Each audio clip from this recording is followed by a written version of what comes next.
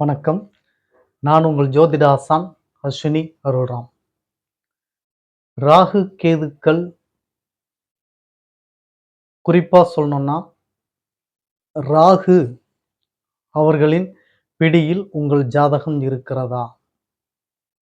அப்படின்னா, உங்களுக்கு பாதிப்புகள் என்னென்ன நிகழ இருக்கிறது?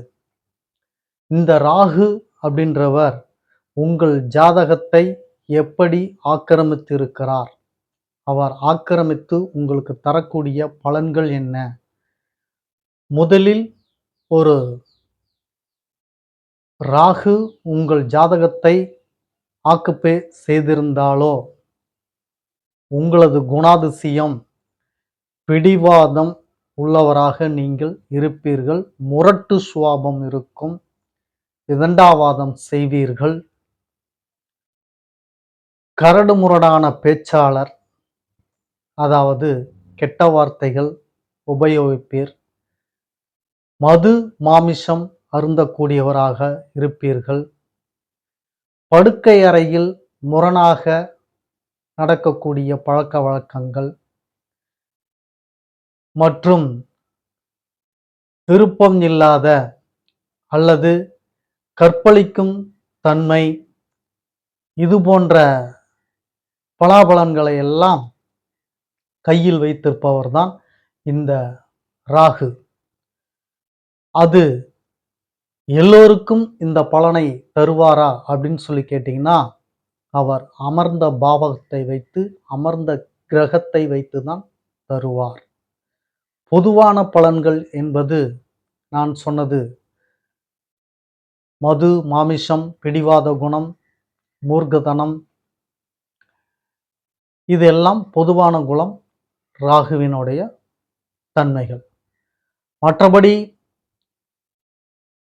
சொன்ன பலன்கள் எல்லாம் அது கிரக இணைவுகளோடு, அமர்ந்த பாவகத்தினோடு, அதன் அடிப்படையில் தரக்கூடிய பலன்கள். இன்னும் குறிப்பா சொல்லணும்னா, ராகு விவாகரத்துக்கு உரியவர். விவாகரத்தை ஏற்படுத்தி தருபவரே ராகு தான். அதை பற்றியெல்லாம் இந்த பதிவில் நாம் பார்க்க இருக்கிறோம். பதிவுக்குள் செல்வதற்கு முன்னால் புதிதாக நமது சேனலை பார்த்து கொண்டிருக்கக்கூடிய உறவுகளிடம் ஒரு சில வார்த்தைகள். உறவுகளே, நீங்கள் உங்களது சொந்த பந்தங்கள், உற்றார் உறவினர்கள், நண்பர்கள் மற்றும் அக்கம் பக்கத்தில் உள்ள அனைவரிடத்திலும் நமது சேனலை எடுத்துச் சொல்லி அவர்களையும் சப்ஸ்கிரைப் செய்ய சொல்லுங்கள். நாம் ஸ்ரீ ஜெயகௌரி ஜோதிடாலய நிறுவனம் ஒன்றை நடத்தி கொண்டு வருகிறோம். அந்த நிறுவனத்தின் வழியாக இல்லாதவர்களுக்கும், இயலாதவர்களுக்கும், ஏழை எளியவர்களுக்கும் நம்மால் முடிந்த உதவிகளை செய்து கொண்டு வருகிறோம். அது மட்டுமல்லாது ஆலய பணிகள், இறைத்தொண்டுகள், ஹோமம் வளர்ப்பது, வெள்ளி வளர்ப்பது, இது போன்ற நற்காரியங்களையும் நாம் செய்து கொண்டு வருகிறோம். நாம் செய்யும் இந்த செயல்களால் கிடைக்கப்பெறக்கூடிய புண்ணிய காரியங்கள் அத்துணையும் கௌரி ஆன்மீக சேனலின் பார்வையாளராக இருக்கக்கூடிய உங்களுக்கும் உங்கள் குடும்பத்தாருக்கும் கட்டாயம் கிடைக்கும் என்பதில் மாற்று கருத்து வேண்டாம் உறவுகளை. எனவேதான் சொல்கிறேன், எல்லோரிடத்திலும் எடுத்து சொல்லி சப்ஸ்கிரைப் செய்ய சொல்லுங்கள். முதலில் பார்த்து கொண்டிருக்கக்கூடிய நீங்கள் சப்ஸ்கிரைப் செய்து விடுங்கள். அருகில் இருக்கக்கூடிய பெல் பட்டனை ப்ரெஸ் பண்ணிக்கோங்க. லைக் பண்ணுங்க, ஷேர் பண்ணுங்க. இப்போ பதிவுக்குள்ள போகலாம் வாங்க உறவுகளே.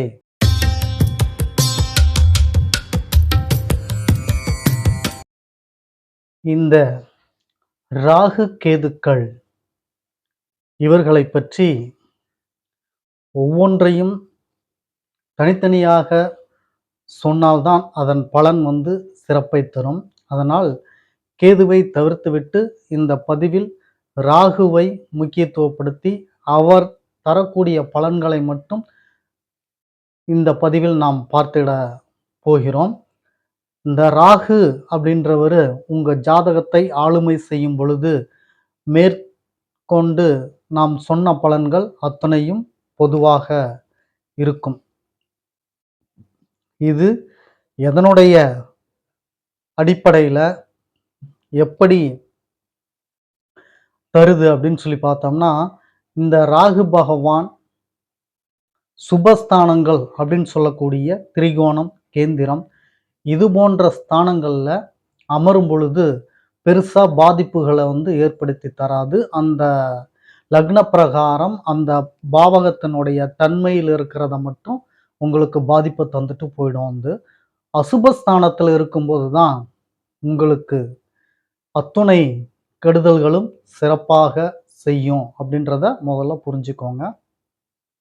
இப்போ உதாரணத்துக்கு சொல்லணும்னா, இப்போ ராகு பகவான் 5ல் அமர்ந்திருக்காரு அப்படின்னு சொல்லி எடுத்துக்கிட்டிங்கன்னா, 5 வந்து பார்த்தீங்கன்னா, உங்களுக்கு பூர்வீகத்தை சொல்லும், ஆன்மீக நெறிமுறைகளை சொல்லும், புத்திரர்களை சொல்லும், மனநிலையை சொல்லக்கூடிய இடமும் அதுதான். காதல், அன்பு அப்படின்னு சொல்றோமே அது.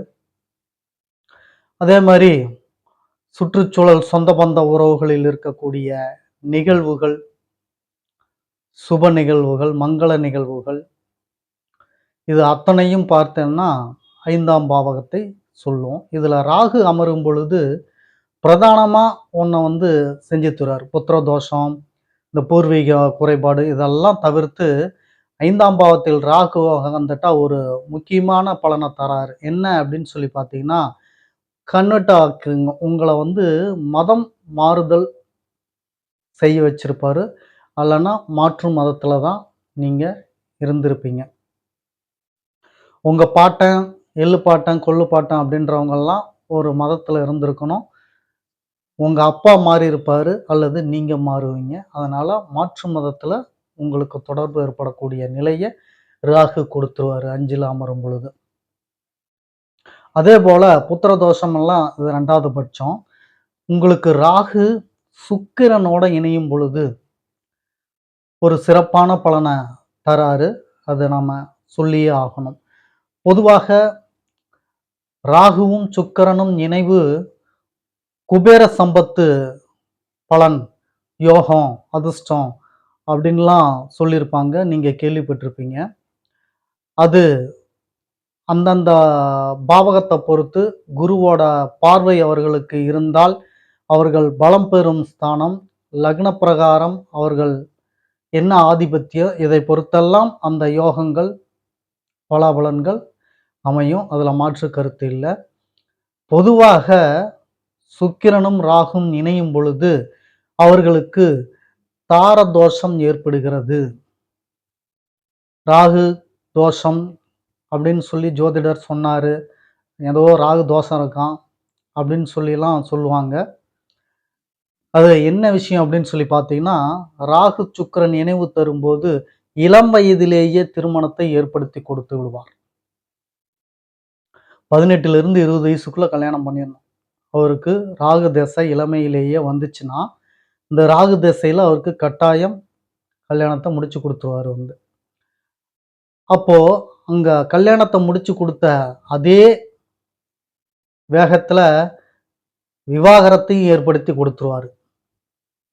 ராகு சுக்கிரன் இணைவு விவாகரத்தை ஏற்படுத்தி தரக்கூடிய ஒரு நிலைய ஏற்படுத்தும் அப்படின்றத நீங்க புரிஞ்சுக்கங்க. இந்த ராகு கேதுக்கள் பார்த்தீங்கன்னா, மன்னிக்கவும், ராகு பத்தி தான் பார்த்துட்டு இருக்கோம். இப்ப இந்த ராகு பார்த்தீங்கன்னா, சுக்கிரனோட அமையும் பொழுது விவாகரத்து அப்படின்னு சொல்லி குடுத்துட்டாலும், பெண்களுடைய நிலைப்பாடுகள், அனுகூலங்கள் இதுல வந்து உங்களுக்கு ஆதாயத்தை தருகிறாரா? அல்லது பாதகத்தை தருகிறாரா? அப்படின்னு சொல்லி ஒரு நிலைப்பாடு இருக்கு. ஏனென்றால் சுக்கிரன் பெண் கிரகம். அது ராகுவோடு இணையும் பொழுது, இப்போ பெண்களின் வழியாக எமக்கு நன்மை இருக்குமா? தீமை இருக்குமா? அப்படின்ற ஒரு கேள்வியும் வருகிறது. இப்போ விவாகரத்து தரக்கூடிய நிலைக்கு ராகு தள்ளப்படும்போது, பெண்களிடமிருந்து உங்களுக்கு அனுகூலம் மட்டும் எப்படி கிடைக்கும்? அப்படின்ற கேள்வியெல்லாம் உங்களுக்குள்ளார எழும். அதற்கு தான் நான் சொன்னேன், இந்த இணைவுகள் அமரும் பாவகத்தை பொறுத்து இருக்கு. லக்ன ரீதியாக இவர்கள் 6ல் அமர்ந்து சுக்கிரன், ராகு 6ல் அமர்ந்து விட்டார் என்றால், மேற்கொண்ட சொன்ன பலன் சரியாக நடந்துவிடும். விவாகரத்து, கணவன் மனைவிக்குள் பிரச்சனைகள், அடிதடி இப்படியெல்லாம் நடந்துரும். அதேபோல 8ல் அமர்ந்திருந்தாலும் மேற்கொண்ட அசுப பலனை தான் தருவாரு. 12ல் அமர்ந்தாலும் இது போன்ற பலனை தான் தருவார் அப்படின்றத நீங்க தெரிஞ்சுக்கணும். அது மட்டுமல்லாது, இந்த ராகு 6, 8, 12 தவிர கேந்திரம், திரிகோணம் அப்படின்ற ஸ்தானத்துல அமரும் பொழுது சுபம் அப்படிங்கிறத அதிகமா தருவார் இல்லையா அப்படின்னா, ஆமாம் தருவார். அப்போ பெண்களின் மூலமாக லட்சுமி யோகம் அப்படின்னு சொல்லக்கூடிய ஒரு யோகத்தை, மிகப்பெரிய யோகத்தை உங்களுக்கு கொடுப்பார். திரிகோணத்திலேயோ அல்லது கேந்திரத்திலேயோ இந்த ராகு சுக்கிரன் சேர்க்கை, இன்னும் குரு பகவான் பார்வை கிடைத்து விட்டால் இன்னும் சிறப்பான பலனை தருவார். ராகு சுக்கிரன் சேர்க்கை என்பது எந்த அளவுக்கு பாதகத்தை ஏற்படுத்தி தருகிறதோ அதே அளவிற்கு யோகத்தையும் ஏற்படுத்தி தரும் அப்படின்றத நீங்க தெரிஞ்சுக்கணும். இதுல சுக்கிரனும் புதனும் முக்கூட்டு கிரகங்களில் இந்த இரு கிரகம் இடைபெறும். இந்த முக்கூட்டு கிரகம் அப்படிங்கிறது பார்த்தீங்கன்னா சூரியன், சுக்கிரன், புதன் இவர்களை தான் முக்கூட்டு கிரகங்கள் அப்படின்னு சொல்லுவாங்க. இந்த இணைவுல புதனும் சுக்கிரனும் பக்கத்திலேயே இருப்பாங்க. சில நேரங்கள் ஒரே ராசியிலும் கூட இருப்பாங்க. 3 ராசிக்குள்ளார தான் இருப்பாங்க இவங்க. இதை தாண்டி போக மாட்டார். புதனும் போக மாட்டார், சுக்கிரனும் போக மாட்டார். சூரியன் எங்கு இருக்கிறாரோ அந்த ராசிக்கு முன்பின் ராசிகளில் தான் இவர்கள் இருப்பார்கள். 3 ராசிக்குள்ள. அதே போல புதன் எங்கு இருக்கிறாரோ அதே போல தான் சூரியனும் சுக்கிரனும் இருப்பார்கள். சுக்கிரன் எங்கு இருக்கிறாரோ அதே போலதான் முன்னும் பின்னும் 3 ராசிகளுக்குள் மற்ற கிரகங்கள் இருக்கும். இதை முக்கூட்டு கிரகங்கள் அப்படின்னு சொல்லுவோம். இந்த சுக்கிரனோடு இணையும் பொழுது சில ஜாதகர்களுக்கு புதனும் கூடவே இருப்பார்கள். சுக்கிரனோடு புதனும் இருப்பார்கள், ராகுவும் சேர்ந்து இருப்பார்கள். சிலருக்கு பரிவர்த்தனையோடு இருப்பார்கள். சுக்கிரனோடு ராகு அமர்ந்திருப்பார். புதன் வீட்டில் சுக்கிரன் இருக்கும் பொழுது சுக்கிரன் வீட்டில் புதன் இருப்பார், பரிவர்த்தனையும் ஆகியிருப்பார். இப்படி பலவிதமான அமைப்புகள் இருக்கும் பொழுது புதனுடைய தொடர்பு சுக்கிரன் ராகு சேர்க்கைக்கு கிடைத்துவிட்டால் கட்டாயம் அவர்கள் மாற்று திருமணம் செய்தே ஆகணும். 2ஆம் திருமணம் செய்தே ஆக வேண்டும். புதன் என்பவர் இரட்டைக்காரகன் அப்படின்னு சொல்லுவாங்க. அதனால தான் அரவாணி கிரகம், அரவாணிகளை குறிப்பது இந்த புதனுடைய கிரகமாகும். அப்போ இந்த இரட்டை நிலையை